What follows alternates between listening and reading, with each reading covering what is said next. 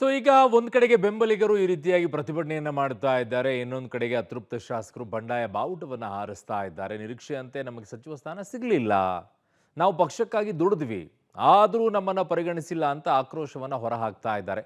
ಕೆಲವರ ರಾಜಕಾರಣದಿಂದ ನಮಗೆ ಸ್ಥಾನ ತಬ್ಬುಬಿಟ್ಟಿದೆ ಅಂತ ಹೇಳಿ ಪ್ರಭಾವಿಗಳ ಕೈ ಮೇಲಾಗಿದೆ ಅಂತ ರಾಜೀನಾಮೆಗೆ ನಿರ್ಧಾರವನ್ನ ಮಾಡಿದ್ದಾರೆ. ಇನ್ನು ನಿನ್ನೆ ರಾಜೀನಾಮೆ ಕೊಡ್ತೀವಿ ಇವತ್ತು 10 ಗಂಟೆಗೆ ಅಂತ ಹೇಳಿದಂತ ಬೆಳ್ಳೂರು ಗೋಪಾಲಕೃಷ್ಣ ಅವರು ಇವತ್ತು ಉಲ್ಟಾ ಹೊಡೆದಿದ್ದಾರೆ. ಯಾರ್ಯಾರೇನು ಹೇಳಿದ್ದಾರೆ ಎಲ್ಲ ಡೀಟೇಲ್ಸ್ ಇಲ್ಲಿದೆ. ಕಾಂಗ್ರೆಸ್ ಮನೆಯಲ್ಲಿ ಅಸಮಾಧಾನದ ಬೇಗುದಿ. ಸಚಿವ ಸ್ಥಾನ ವಂಚಿತ ಶಾಸಕರು ಕೆಂಡಾಮಂಡಲ.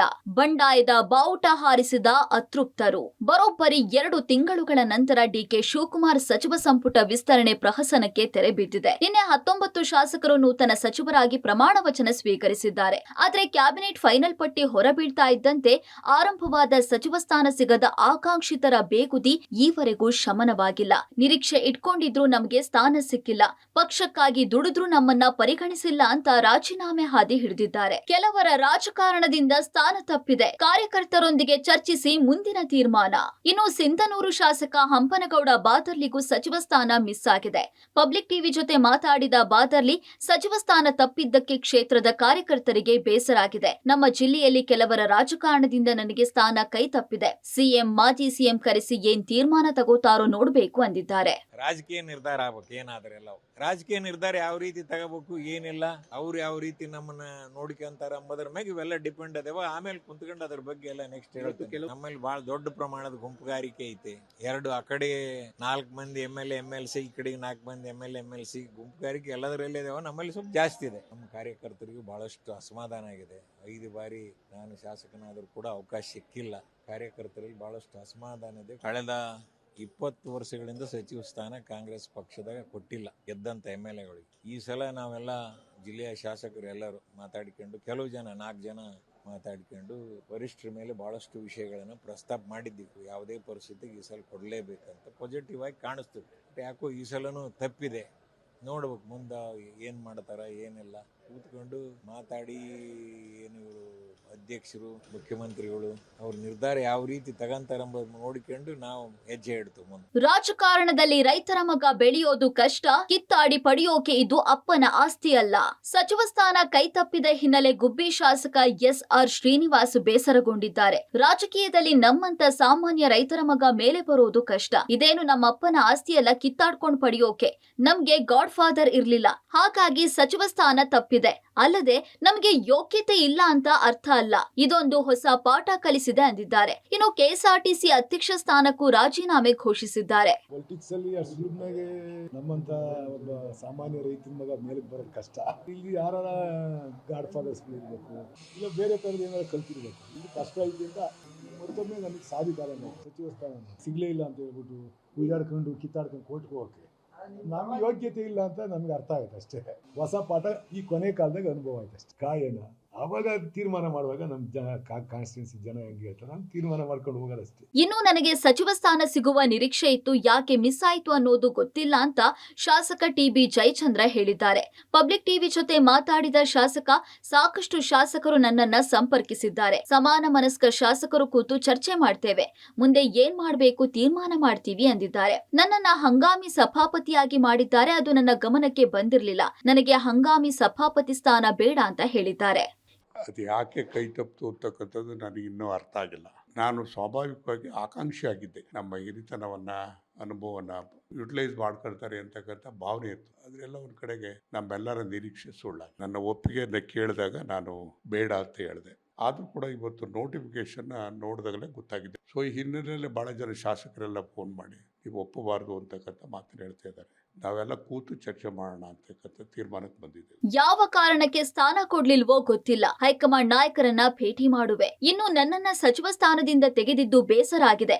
3 ವರ್ಷ ಕೆಲಸ ಮಾಡಿದ್ದೆ, ತೆಗೆಯೋದಾದ್ರೆ ಹೇಳಿ ತೆಗಿಬಹುದಿತ್ತು ಅಂತ ಮಾಜಿ ಸಚಿವ ತಿಮ್ಮಾಪುರ್ ಬೇಸರಿಸಿದ್ದಾರೆ. ಯಾವ ಕಾರಣಕ್ಕೆ ಕೈ ಬಿಡ್ತಾ ಇದ್ದೇವೆ, ನಮ್ಮ ಕೆಲಸ ಸರಿ ಇರ್ಲಿಲ್ವಾ ಹೇಳ್ಬಹುದಿತ್ತು, ಆದ್ರೆ ಏಕಾಏಕಿ ಕೈ ಬಿಟ್ಟಿದ್ದು ನೋವಿದೆ. ನಾನು ಹೈಕಮಾಂಡ್ ನಾಯಕರನ್ನ ಭೇಟಿ ಮಾಡ್ತೇನೆ, ನಮಗೆ ಆದ ಅನ್ಯಾಯದ ಬಗ್ಗೆ ಕೇಳ್ತೇನೆ ಅಂದಿದ್ದಾರೆ. ಯಾವುದೇ ಒಬ್ಬ ಮಂತ್ರಿಯನ್ನ ತತ್ಕ್ಷಣ ತೆಗೆದಾಗ ಜನರ ಭಾವನೆಗಳಲ್ಲಿ ಯಾಕೆ ತೆಗೆದ್ರು ಇವ್ರಿಗೆ ಅನ್ನೋ ಚರ್ಚೆ ಪ್ರಾರಂಭ ಆಗುತ್ತೆ. ತತ್ಕ್ಷಣ ತೆಗೆದಂತೂ ನಮ್ಗೆ ನೋವಾಗಿದೆ, ನಮಗೇನು ಹೇಳಲಾರ್ದ ತೆಗೆದದ್ದು ಇನ್ನೂ ನೋವಾಗಿದೆ. ಮಿಸ್ಗೈಡೆಡ್ ಹೈಕಮಾಂಡ್ ಮತ್ತೊಂದು ನಡೀತಾ ಇರುತ್ತೆ. ಅದನ್ನ ನಾನು ಕೇಳ್ತಿದ್ದೇನೆ ಹೈಕಮಾಂಡ್ಗೆ, ಅವ್ರ ಹತ್ರ ಹೋಗಿ ಮಾತಾಡ್ತೀನಿ, ಏನ್ ತಪ್ಪು ಮಾಡಿದೀವಿ. ನಾನು ಸಚಿವ ಸ್ಥಾನಕ್ಕೆ ಸಮರ್ಥಳು, ನನ್ನ ನಿರೀಕ್ಷೆ ಹುಸಿಯಾಗಿದೆ. ಡಿಕೆ ಸಂಪುಟದಲ್ಲಿ ಮಹಿಳಾ ಮಂತ್ರಿಗಳೇ ಇಲ್ಲವಾಗಿದೆ. ಆದ್ರೆ ಸಚಿವ ಸ್ಥಾನ ಸಿಗುವ ಆಕಾಂಕ್ಷೆ ಇದ್ದ ಉಮಾಶ್ರೀಗೂ ನಿರಾಸೆಯಾಗಿದೆ. ನಾನು ಮಂತ್ರಿ ಸ್ಥಾನಕ್ಕೆ ಸಮರ್ಥಳು, ನಾನು ಆಕಾಂಕ್ಷಿಯಾಗಿದ್ದೆ. ಆದ್ರೀಗ ಉಪಸಭಾಪತಿ ಸ್ಥಾನ ಕೊಟ್ಟಿದ್ದಾರೆ. ನನಗೆ ನೋವಾಗಿದೆ. ಹೈಕಮಾಂಡ್ ಮಟ್ಟದಲ್ಲಿ ಯಾವ ಒತ್ತಡದಿಂದ ಕೊಟ್ಟಿಲ್ವೋ ಗೊತ್ತಿಲ್ಲ. ಮುಂದೆ ಏನ್ ತೀರ್ಮಾನ ಮಾಡುತ್ತೋ ನೋಡೋಣ ಅಂದಿದ್ದಾರೆ. ನಾನು ಆಕಾಂಕ್ಷಿ ಆಗಿದ್ದಿದ್ದು ನಿಜ. ಈಗ ಉಪಸಭಾಪತಿಗೆ ಅವಕಾಶ ಕೊಟ್ಟಿರೋದು ನಿಜ. ಇವೆರಡರ ಮಧ್ಯೆ ಮತ್ತೆ ಯಾವುದು ಅನ್ನೋದಕ್ಕೆ ಮತ್ತೆ ಕಾಯ್ತಾ ಇದ್ದೇನೆ. ನೋಡೋಣ ಏನಾಗತ್ತೆ ಅಂದ್ಬಿಟ್ಟು ಹೋಲ್ಡ್ ಮಾಡಿದ್ದಾರೆ. ನಾನು ಕೂಡ ಆಕಾಂಕ್ಷಿ ಅನ್ನೋದಿತ್ತು.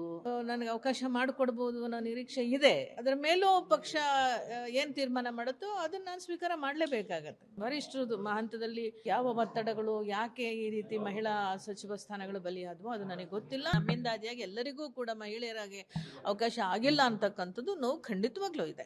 ರಾಜೀನಾಮೆ ನಿರ್ಧಾರದಿಂದ ಹಿಂದೆ ಸರಿದ ಬೇಳೂರು. ಡಿಕೆಶಿ ಜೊತೆ ಚರ್ಚೆ ಬಳಿಕ ನಿರ್ಧಾರ ವಾಪಸ್. ಇನ್ನು ನಿನ್ನೆಯಿಂದಲೂ ನಾನು ರಾಜೀನಾಮೆ ಕೊಡ್ತೀನಿ, ಪ್ರಭಾವಿಗಳಿಗೆ ಮಾತ್ರ ಸ್ಥಾನ ಕೊಡಲಾಗಿದೆ ಅಂತ ಹೇಳ್ತಾ ಇದ್ದ ಶಾಸಕ ಬೇಳೂರು ಗೋಪಾಲಕೃಷ್ಣ ಇವತ್ತು ತಣ್ಣಗಾಗಿದ್ದಾರೆ. ಬೆಳಗ್ಗೆ ಸಿಎಂ ನಿವಾಸಕ್ಕೆ ಭೇಟಿ ನೀಡಿ ಚರ್ಚಿಸಿದ ಬೇಳೂರು ರಾಜೀನಾಮೆ ನಿರ್ಧಾರದಿಂದ ಹಿಂದೆ ಸರಿದಿದ್ದಾರೆ. ನಿನ್ನೆ ನೋವಿನಿಂದ ರಿಸೈನ್ಗೆ ನಿರ್ಧಾರ ಮಾಡಿದ್ದೆ, ಆದ್ರೆ ಈಗ ಸಿಎಂ ಜೊತೆ ಮಾತಾಡಿದ ಬಳಿಕ ಯಾವುದೇ ಷರತ್ತು ಇಲ್ಲದೆ ನನ್ನ ನಿರ್ಧಾರದಿಂದ ಹಿಂದೆ ಸರಿದಿದ್ದೇನೆ ಎಂದಿದ್ದಾರೆ. ರಾಜೀನಾಮೆ ಕೊಡಬೇಕಂತ ತೀರ್ಮಾನ ಮಾಡಿದಾಗ ಮಾನ್ಯ ಮುಖ್ಯಮಂತ್ರಿಗಳು ಕರೆದು ರಾತ್ರಿನೇ ಫೋನ್ ಮಾಡಿದ್ರು. ಯಾವುದೇ ನಿರ್ಧಾರ ತಗೊಳ್ಬೇಡ, ಬನ್ನಿ ಅಂತ ಹೇಳಿದ್ರು. ಬೆಳಿಗ್ಗೆ ಕರೆಸಿದ್ರು, ಮಾತಾಡಿದ್ದೀವಿ. ಪಕ್ಷಕ್ಕೋಸ್ಕರ, ಮಾನ್ಯ ಮುಖ್ಯಮಂತ್ರಿಗಳಿಗೋಸ್ಕರ, ಅವರಿಗೆ ಬೆಂಬಲವಾಗಿ ಮುಂದೆ ಬರುವಂಥ ಚುನಾವಣಾ ನಿರ್ಧಾರಕ್ಕೋಸ್ಕರ ಪಕ್ಷದಲ್ಲಿ ಗೊಂದಲ ಆಗಬಾರ್ದು ಅಂತ ದೃಷ್ಟಿ ಇಟ್ಕೊಂಡು ಅಧಿಕಾರ ಇಲ್ದೋದ್ರೂ ಪರವಾಗಿಲ್ಲ, ಮಾನ್ಯ ಮುಖ್ಯಮಂತ್ರಿಗಳ ಸಪೋರ್ಟ್ ಆಗಿ ನಿಲ್ಲಬೇಕಂತೇಳಿ ಇವತ್ತು ನಿರ್ಧಾರ ಮಾಡಿದ್ವಿ. ಭರವಸೆ ಯಾವುದು ನಾನು ಕೇಳಲಿಲ್ಲ ನನಗೆ, ಯಾಕಂದರೆ ಆಗೋಗಿದೆ, ಎಲ್ಲ ಮುಗಿದೋಗಿದೆ. ಅವರ ಒಂದು ಪ್ರೀತಿಗೋಸ್ಕರ ಇಲ್ಲ, ನನಗೆ ಯಾವುದೇ ಅಧಿಕಾರ ಇಲ್ಲ ಅಂದ್ರೂ ಪರವಾಗಿಲ್ಲ, ನಿಮಗೋಸ್ಕರ ಇರ್ತೀನಿ, ನಿಮ್ಮ ಜೊತೆಗೆ ಇರ್ತೇನೆ ಅಂತ ಹೇಳಿ ಬಂದಿದ್ದೀನಿ. ಸಂಪುಟ ವಿಸ್ತರಣೆ ವೇಳೆ ಅಸಮಾಧಾನ ಸಹಜ, ತಾಳ್ಮೆಯ ಪಾಠ ಮಾಡಿದ ಸಚಿವರು. ಇನ್ನು ಶಾಸಕರು ಅಸಮಾಧಾನಗೊಂಡು ರಾಜೀನಾಮೆಗೆ ನಿರ್ಧರಿಸಿರುವುದಕ್ಕೆ ಸಚಿವ ಪ್ರಿಯಾಂಕ್ ಖರ್ಗೆ ಪ್ರತಿಕ್ರಿಯಿಸಿ, ಸಂಪುಟ ವಿಸ್ತರಣೆ ವೇಳೆ ಎಲ್ಲರಿಗೂ ನ್ಯಾಯ ಕೊಡಿಸುವುದು ಕಷ್ಟ. 140 ಜನ ಇದ್ದು 20 ಸಚಿವ ಸ್ಥಾನ ಕೊಡೋದು ಕಷ್ಟ ಆಗುತ್ತೆ, ತಾಳ್ಮೆಯಿಂದ ಇರಬೇಕು ಅಂದಿದ್ದಾರೆ. ಸಚಿವ ಯತೀಂದ್ರ ಪ್ರತಿಕ್ರಿಯಿಸಿ, ಇವೆಲ್ಲವೂ ಹೈಕಮಾಂಡ್ ಅವರ ಅಂತಿಮ ತೀರ್ಮಾನ. ಹಿರಿಯರು ಕಿರಿಯರು ಸೇರಿಸಿ ಸಂಪುಟ ಮಾಡಿದಾಗ ಕೆಲವರ ಕೈ ಬಿಡ್ಲೇಬೇಕಾಗುತ್ತೆ ಅಂದಿದ್ದಾರೆ. 40 ಜನ ಇದ್ದಾಗ, 20 ಸ್ಥಾನ ಇದ್ದಾಗ ಎಲ್ಲರಿಗೂ ನ್ಯಾಯ ಒದಗಿಸ್ಕೊಡೋದು ಕಷ್ಟ ಕೆಲಸ. ಆದರೂ ಕೂಡ ಹೈಕಮಾಂಡ್ ಆಗಿರ್ಬೋದು, ಮುಖ್ಯಮಂತ್ರಿಗಳಿರ್ಬೋದು, ಮಾಜಿ ಮುಖ್ಯಮಂತ್ರಿಗಳಿರ್ಬೋದು, ಒಂದು ಪ್ರಾಮಾಣಿಕ ಪ್ರಯತ್ನ ಮಾಡಿ ಆದಷ್ಟು ಸಾಮಾಜಿಕ ನ್ಯಾಯ, ಪ್ರಾದೇಶಿಕ ನ್ಯಾಯ ಕೊಡಿಸೋ ಪ್ರಯತ್ನ ಮಾಡಿದ್ದಾರೆ. ಎಲ್ಲರೂ ತಾಳ್ಮೆಯಿಂದ ಇರಬೇಕು.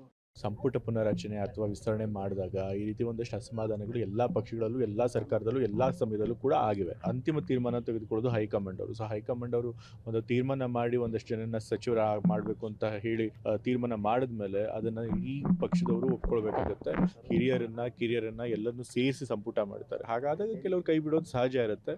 ಸೊ ಹಾಗಾಗಿ ಅಂತ ಅಸಮಾಧಾನ ಸಣ್ಣ ಪುಟ್ಟದ ಹಾಗೆ ಆಗುತ್ತೆ. ಒಟ್ಟಾರೆ ಕಾಂಗ್ರೆಸ್ ಮನೆಯಲ್ಲಿ ಅಸಮಾಧಾನದ ಬೇಗುದಿ ಧಗಧಗ ಅಂತ ಇದೆ. ಈ ಅಸಮಾಧಾನದ ಕಿಚ್ಚನ್ನ ಹೈಕಮಾಂಡ್, ಸಿಎಂ ಹೇಗೆ ಶಮನ ಮಾಡ್ತಾರೆ ಅನ್ನೋದನ್ನ ಕಾದು ನೋಡಬೇಕಿದೆ. News desk, public TV.